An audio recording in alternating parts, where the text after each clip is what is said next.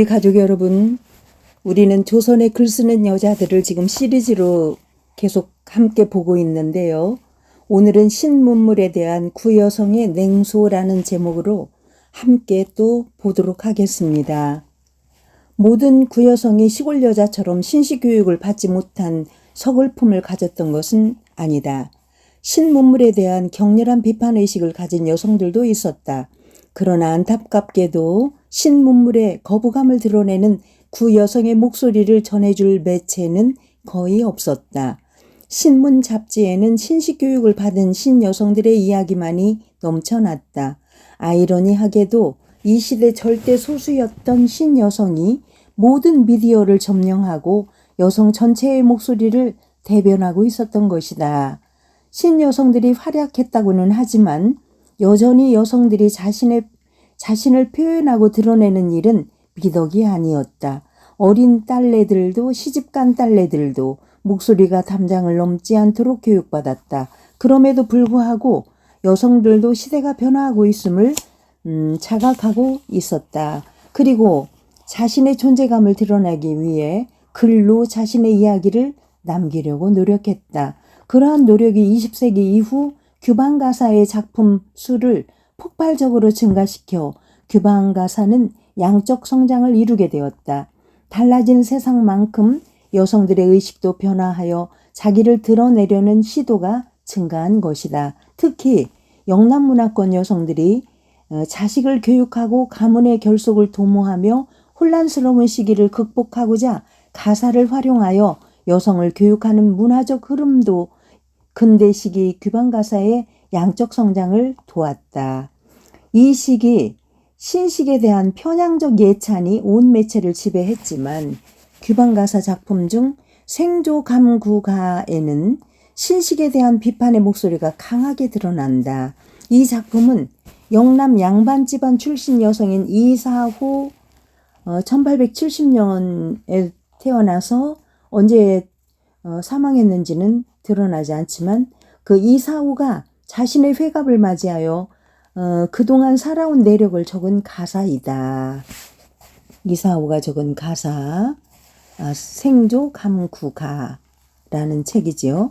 60평생 살아온 내력을 적었기 때문에 작품은 상당히 길고 역사적 증언, 세상에 대한 비판과 진단, 자식들의 당부하는 말 등 다채로운 이야기가 기록되어 있다. 아무리 신문 잡지 같은 매체에서 계몽 신문물 신식을 찬양한들 오래전부터 내려온 유교적 관습과 인식을 하루아침에 바꾸기는 어려운 일이었다. 새로움을 받아들인 사람과 새로움을 받아들이지 못하는 사람들 간의 갈등이 생겼고 그러한 예 중 하나가 신식교육을 받은 남성과 구여성이 이혼 문제로 법정에 서는 일이었다. 학생 기생 정을 후려 매전매답 수만 원, 교재비에 물 푸듯이 다 퍼치고 부모 처자 구박이라 걸핏하면 이혼 유세같이 부모 형제 소송 전장 큰 죄인지 모르고서 중략 제 인격은 생각 않고 조강지처 상식 없고 무식하다며 각색 죄 잡다 못해 음행으로 퇴제였고 이혼소송 참혹하여 한 맺혀 자결인들 아니할까. 생조감 구가 중에서 그런 글이 우리가 가져왔고요. 구여성과 조언을 한 뒤에 신식교육을 받은 남성이 많았기에 자유연애를 통해 혼인하는 것만이 진정한 사랑이라고 주장하는 근대식 사고는 기성 가치에 도전하는 위협적인 것이었다. 실제로 전통 가치와 근대식 사고는 많은 갈등을 낳았고 이와 같은 사회 문제가 규방 가사에도 잘 나타나 있다. 위의 인용문을 보면 여학생과 기생에게 정을 빼앗겨 가산을 허투루 쓰고 부모와 처자를 구박하여 이혼을 요구하는 남성에 대한 묘사가 나온다. 그러한 남성의 이혼 사유가 신식교육을 받지 못한 데에서 비롯되는 무식이라는 죄이다. 이 가사의 작가 이사호는 누구보다 전통 질서를 지키며 살아온 여성이다. 아버지는 위정척사파이자 의병장 이중린이었고 시집와서는 맏며느리로 시동생들 시집장가를 보내며 집안의 안주인 역할을 해낸 여성이다. 이런 배경을 가진 여성이 보기에 자유연애는 가정을 해체시키는 주요 원인이며 신식교육은 전통질서를 위협하는 것이었다. 부모 허락 없는 혼인법, 연애결혼 자유혼인, 믿을 수 없는 세월, 연애 욕심 못 이겨, 물속의 외로운 영혼, 조선에 얼마든가, 중략, 연애 듣기도 비루하다. 작자는 연애결혼 자유혼인에 대한 거부감을 보이며 연애라는 말이 듣기도 비루하다며 강한 거부감을 보인다. 인용문에서 불고이치는 맹자에 나오는 말로 부모에게 구하지 않고 장가가는 것이 큰 불효이며 있어서는 안 되는 일을 뜻하는 유교 경전의 말이다. 작자는 세태를 비판하는 근거를 전통사상과 질서에 두고 옛것은 긍정, 새로운 것은 부정이라는 논리적 근거를 가지고 옛것과 새로운 것을 비교하면서 세태를 비판하는 방식으로 작품을 전개하고 있다. 개화문명 자랑하니 이안이 통곡할 소냐. 미물 같은 청년들아, 초목도 근본 있고 사람도 근본 있어 요순의 덕택이요 공자맹자의 덕택으로 이 몸까지 사람이니 조심하고 붙들 깨지 삼강오륜 끊어지니 금수 만든 문명이 남녀유별 없이 하여 금수지행 가르치니 그것이 문명인가.